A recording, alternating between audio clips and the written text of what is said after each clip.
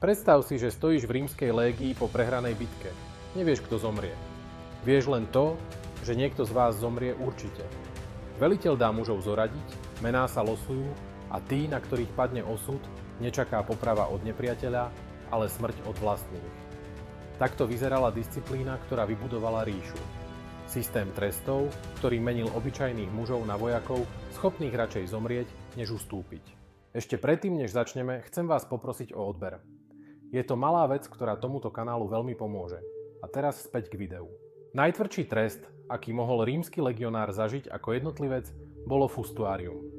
Ak vojak zlyhal na nočnej stráži, opustil post, ukradol niečo v tábore, klamal pred vojenským súdom, alebo sa dopustil hanebného činu, nečakala ho obyčajná poprava. Najprv ho postavili pred tribúnou. Ak padol rozsudok, tribún sa ho len symbolicky dotkol palicou. To bol začiatok. V tej chvíli sa na odsúdeného vrhol celý tábor.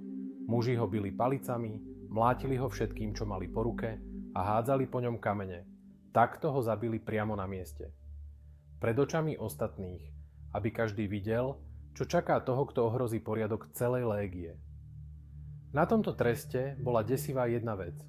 To, že nezabíjal nepriateľ, ale muži, s ktorými si pochodoval, jedol a spal v jednom tábore. Rím tým posielal úplne jasný odkaz. Ak zradíš, disciplínu si mŕtvy. A ak sa aj niekomu v tom chaose podarilo zázrakom prežiť a utiecť, ani vtedy nemal vyhraté. Podľa Polybia sa taký človek nemohol bezpečne vrátiť domov, rodina ho nesmela prijať a jeho život bol v podstate zničený. Nebol už vojak. Bol označený navždy. Fustuarium nehrozilo len radovým vojakom. Ak veliteľ hliadky alebo optio zlyhal, zle odovzdal rozkazy a stráž kvôli tomu zaspala či zlyhala, ten istý trest čakal aj jeho. Práve preto boli nočné hliadky v rímskom tábore také nekompromisné. Každý vedel, že stačí jediná chyba a nepríde len trest, ale pomalá, verejná a ponižujúca smrť. Rímska armáda nepoznala len veľké a krvavé tresty. Existovali aj menšie telesné tresty, ktoré však v praxi vôbec neboli malé. Tribúni mohli udeľovať pokuty a nariadiť zbičovanie vinníka. Centurioni zasa nosili vitis, palicu z viniča, ktorá nebola len znakom ich hodnosti, ale aj bežným nástrojom trestu. Keď centurion udrel, nebolo to len symbolické napomenutie.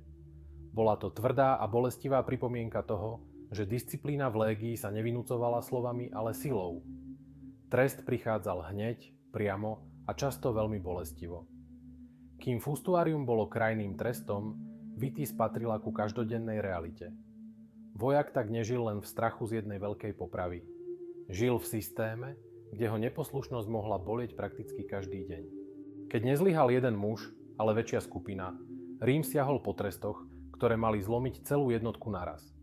Najslávnejší a najdesivejší z nich bola decimácia. Jednotku, ktorá sa zachovala zbabelo, rozpadla sa v boji alebo hromadne zlyhala, rozdelili na menšie skupiny. Potom prišiel žreb. Nie vyšetrovanie, kto je viac vinný a kto menej. Rozhodovala náhoda.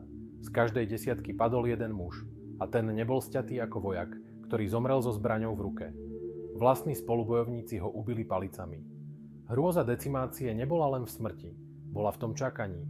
Stojíš v rade vedľa mužov, ktorých poznáš celé mesiace alebo roky a čakáš, či los padne na teba. Možno si neutekol prvý, možno si dokonca bojoval. Ale ak tvoja jednotka zlyhala ako celok, mohol si zomrieť aj ty. Rím tým úplne rozbíjal pocit osobnej istoty. Legionár mal vedieť, že ak sa jeho kohorta zlomí, nebezpečenstvo nekončí útekom z boiska. Môže sa začať až po návrate. A potom prišiel druhý úder. Tí, ktorí prežili, dostali jačmeň namiesto pšenice. Dnes to znie ako detail, ale v rímskej armáde to bola otvorená hanba. Pšenica bola normálna dávka vojaka. Jačmeň bol krmivo nižšej hodnoty a verejné znamenie, že si zlyhal. Každé sústo bolo pripomienkou poníženia. Vojak nebol len hladný alebo nespokojný. Bol označený. Každý okolo neho videl, že patrí medzi tých, ktorí neobstáli. Tretí trest bol ešte nepríjemnejší. Potrestaní muži museli táboriť mimo opevneného tábora, mimo valu, na nechránenom mieste. Kým ostatní spali za hradbou pri ohňoch a pod ochranou armády, oni ležali vonku ako živý dôkaz vlastnej hanby. Nebola to len symbolika. Bola to aj reálna hrozba. Bez plnej ochrany tábora boli zraniteľnejší voči prepadom, počasiu aj strachu z noci. Rím tým hovoril, zlyhal si, tak pociť na vlastnej koži, čo znamená nemať ochranu légie. Treba však povedať aj to, že decimácia nebola bežný trest za každé zlyhanie. Moderný výskum ju považuje za výnimočný, krajný nástroj než za každodennú prax. O to bola silnejšia. Nemusela sa diať často. Stačilo, že každý vojak poznal jej význam. Samotná predstava žrébu, palíc, jačmeňa a noci mimo tábor stačila na to, aby sa muž radšej držal línie, aj keď mu rozum kričal, aby utekal.